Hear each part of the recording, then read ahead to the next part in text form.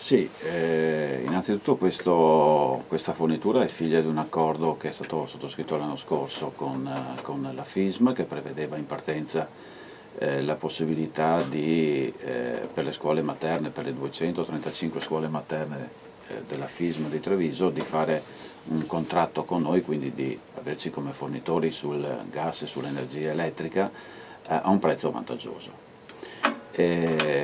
Questo è un accordo che è ancora in essere, che durerà fino a fine anno e che poi noi ci auguriamo, come dicevo ieri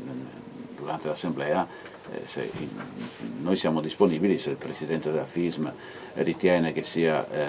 vantaggioso, noi siamo a disposizione. Quindi dicevo, è figlio di questo accordo e l'accordo poi appunto prevedeva una fornitura di materiale didattico. Pensiamo appunto che, come diceva lei prima, che le aziende del territorio debbano farsi carico anche come dire, di questo tipo di iniziative perché questo è il vero valore aggiunto per queste aziende. Consideriamo che il gruppo Ascopiave,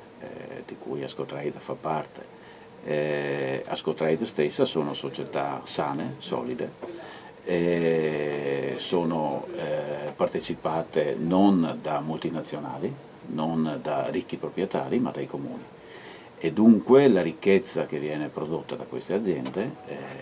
deve essere in qualche modo, oltre ai dividendi che ogni anno attraverso Ascopiave vengono poi ritornati ai comuni, anche con iniziative della maggiore azienda commerciale del gruppo Ascopiave, quindi di Ascotrade, con queste iniziative si possa sostenere e dare una mano. Io ieri, tra le altre cose, dicevo anche alle maestre: ricordatevi che le aziende del territorio hanno anche un'altra caratteristica, che è appunto quello che facciamo vedere tutti i giorni. Cioè, le risorse vengono appunto mantenute sul territorio, a differenza dei nostri competitor nazionali, che vengono qui, fanno i contratti, massimizzano i loro guadagni e non fanno ricadere nulla sul territorio. Noi questo lo facciamo con estrema attenzione.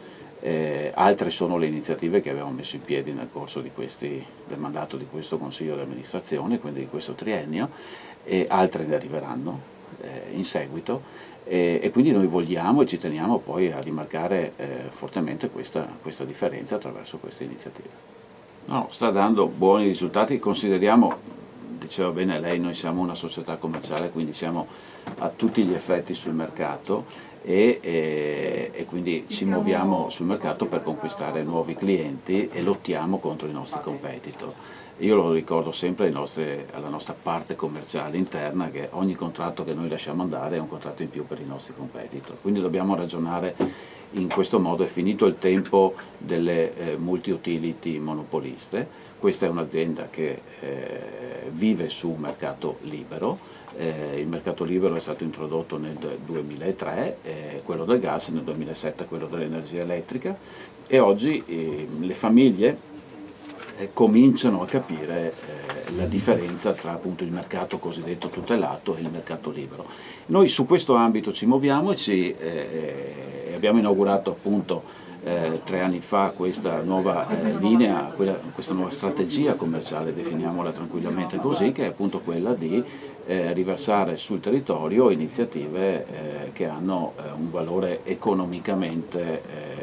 un valore economico favorevole a favore delle famiglie, e una di queste è appunto quella che citava lei, l'accordo con i sindacati, che da quest'anno è stato esteso a tutto il Veneto. È un accordo che permette alle famiglie con un reddito ISEE inferiore ai 20.000 euro, quindi un reddito importante, concordato anche con i sindacati, l'abbiamo alzato perché era di 15.000 euro fino all'anno scorso, permette di avere uno sconto importante che si traduce in un risparmio intorno ai 150-200 euro all'anno.